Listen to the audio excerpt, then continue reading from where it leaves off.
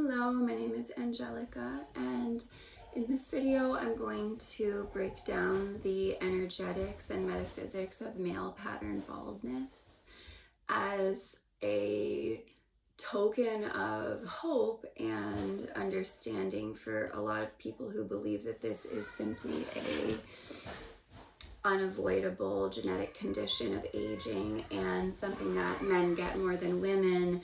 It is theorized because of a specific type of testosterone pattern. And what I would like to bring attention to is that in the tradition of in the Sikh tradition, the men are required to cover the top of their head and the women are required to cover the back of their heads. And this is really foreshadowing and a clue to a really important energetic related to the crown chakra, because the soldier archetype is related to the Mars, the Martian force in every man. And the soldier is in service to the king. So the crown chakra is often considered to be the entry point of the masculine forces into the material plane, whereas the root chakra is often seen as the birthing place and the location of the final materialization. And this is why false masculine forces tend to latch on to the crown chakra as an expression of a soldier in his pawn form, not the noble soldier that is coming from a sovereign point of knighthood and a sovereign sense of obligation and duty to his kingdom, but rather the aspect of the soldier that is being used as a pawn in the king's court. And how this relates to the crown chakra is that men are always seeking a higher connection to their purpose on the masculine level as a need to employ the power of testosterone in the Mars aspect of themselves, the aspect that is the warrior, the aspect that is the keeper of virility, the aspect that goes and gets what it wants and has the nerve and the heat and the courage and the manpower to just charge forward. So when there is a false king energy governing the top of the head, a man will employ his soldier archetype from the state of the lower realm, which is the pawn energy. And this is heavily related to the martyr archetype in its shadow form, and it's very much related to the inability to close off the circuit of energy in the crown chakra. And what does this mean? It means that when we go to connect to a more macrocosmic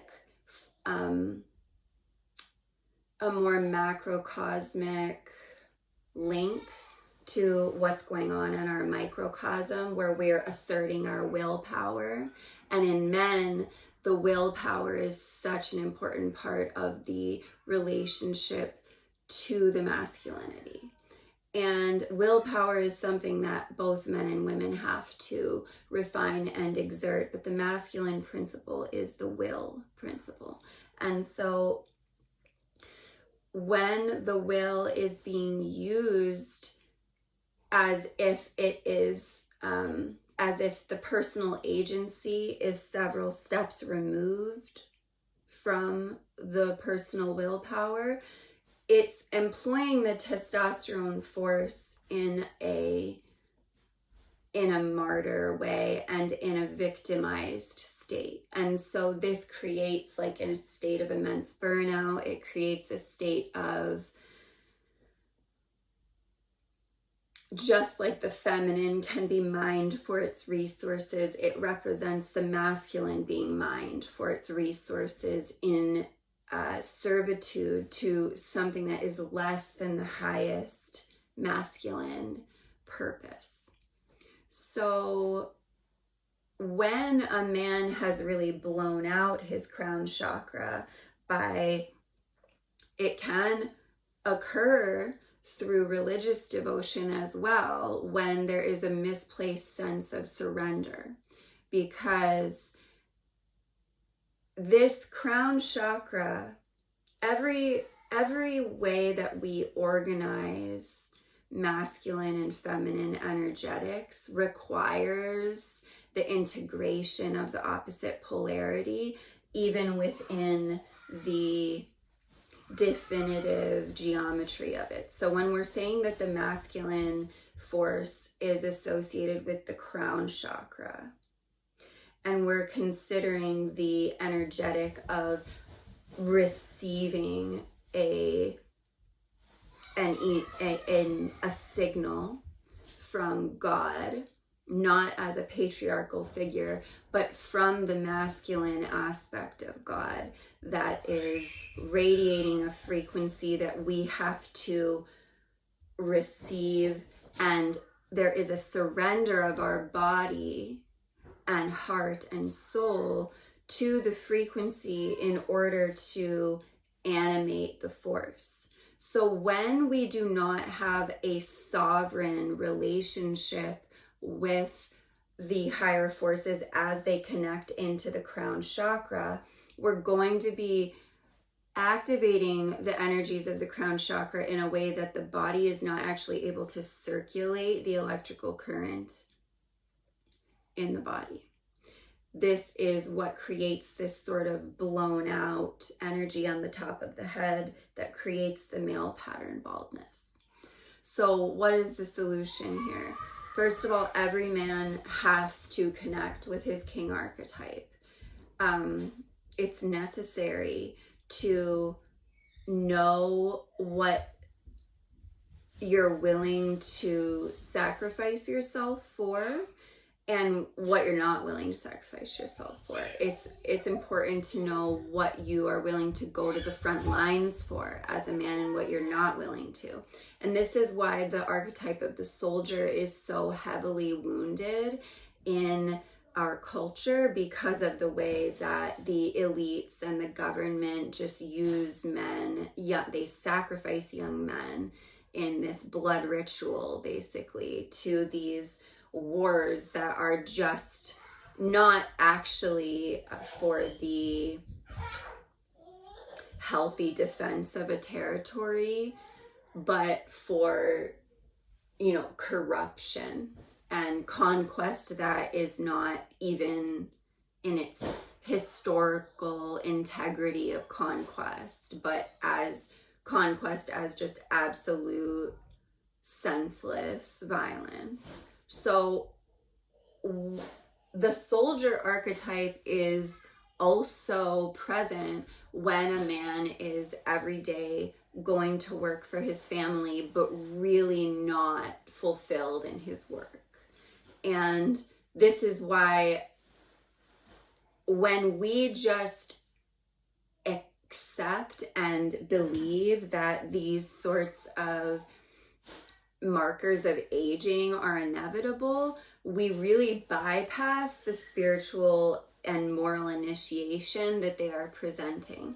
And this is why there's always hope when you're looking at the metaphysical purposes of these specific, of any kind of physical ailment, because the good news is that if you take the initiation for what it is, and for a man experiencing male pattern baldness, if he examines how he is employing his will and who he answers to, and whether and in what ways is he answering to a king outside of himself in a disordered way?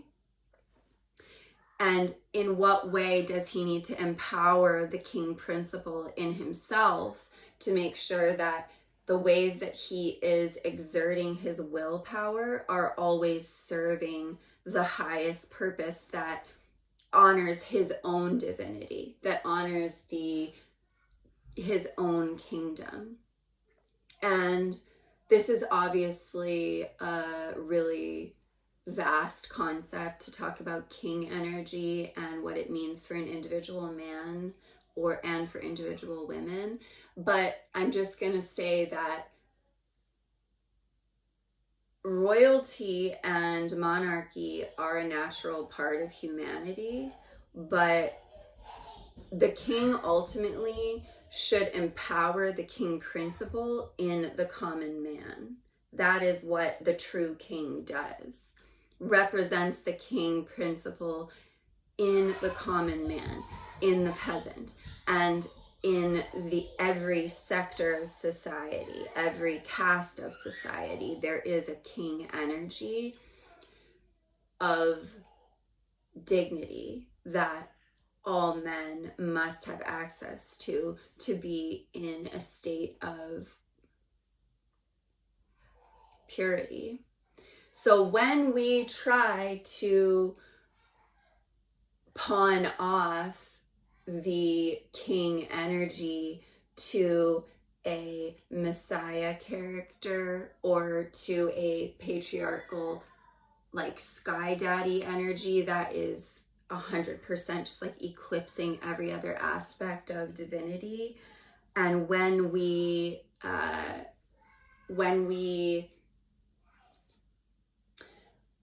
accept being governed by another person,